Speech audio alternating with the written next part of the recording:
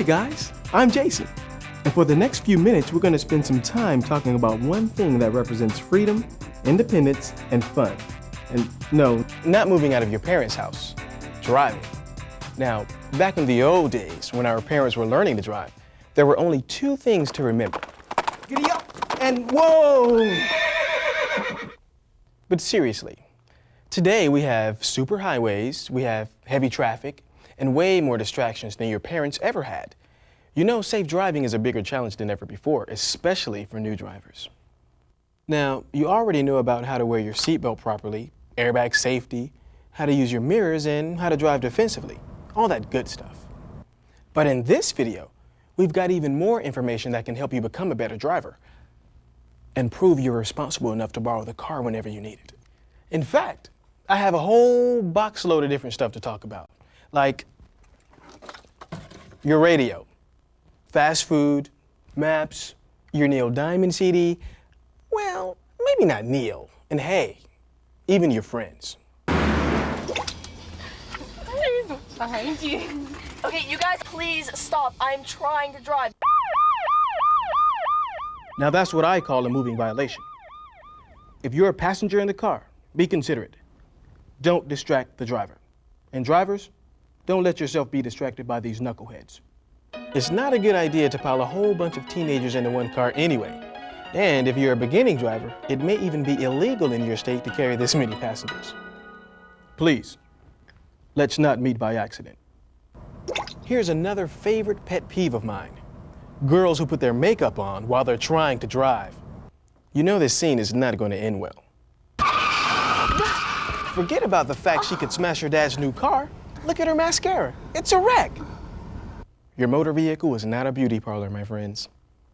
You may not know it, but motor vehicle crashes are the leading cause of death for people from 15 to 20 years old. And distractions play no small role. In fact, driving distractions contribute to about 1 in 4 collisions. Let's do the math. That's more than 1.5 million accidents a year. That's 4,300 crashes every day. That's 182 every hour. That means we've had 3 accidents since this video started. You know another driving distraction that just eats at me? Just because you can order food at a drive-thru doesn't mean you have to chow down while you're driving. Thank you. Come on now.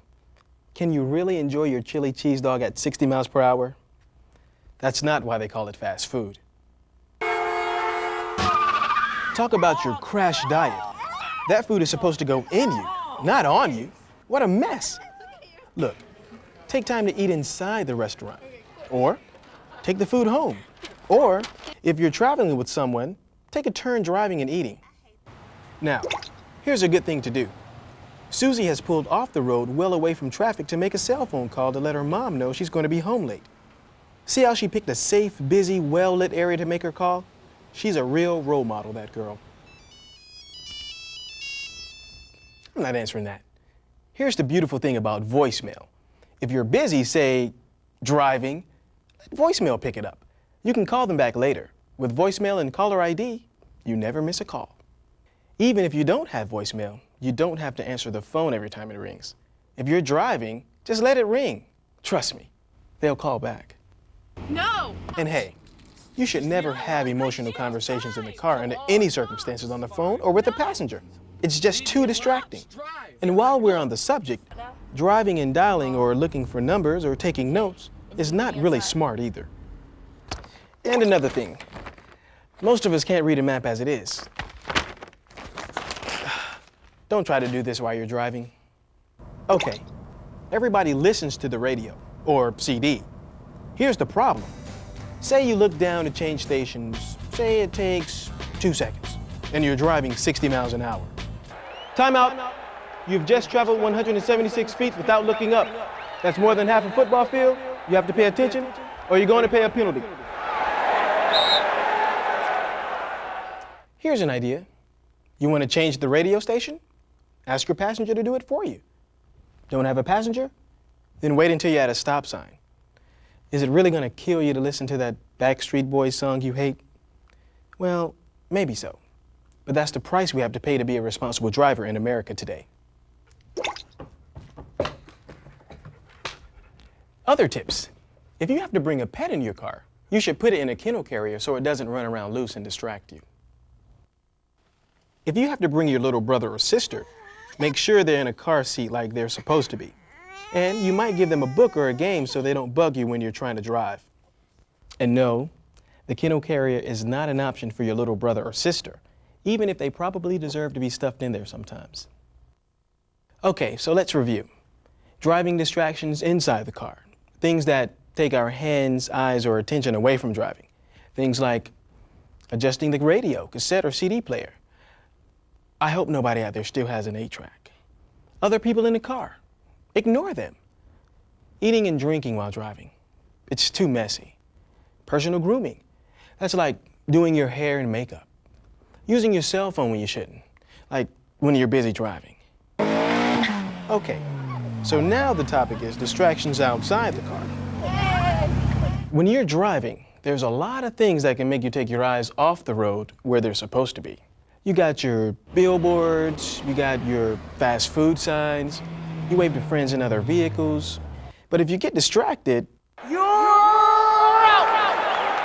Remember, looks can kill. Seriously, don't be a rubberneck. That's the loser that has to slow down and look at every accident on the side of the road. And you know what? That loser causes accidents of his own. So let your passengers do the sightseeing. You keep your eyes on the road. Crikey! Now we're going to stalk the teenage driver in the wild to learn about their behavior. Hey, have you seen these new shoes? Joanna, I can't look. I'm trying to drive. Fine. Hey, you want a french fry? No, Joanna, I'm trying to drive. I hate this song. Can you change the station for me, please? Sure. Hey, that's your cell phone ringing. Do you want to get it? Can you get it for me, please? Hello? She's driving. Can I take a message? Several good things happened here. The driver didn't get distracted by her passenger or the food. I hate this song. Can you change the station for me, please? Sure. She asked the passenger to help by changing the radio station for her, even though I like that song. Hey, that's your cell phone ringing. Do you want to get it? Can you get it for me, please? Hello? She's driving. Can I take a message? And the driver didn't let her phone be a distraction. That's what we're really talking about. Most of it's common sense and some of it's the law. Keep your hands on the wheel and your mind on the road and everything else will take care of itself. Be sensible. Don't drive yourself to distraction.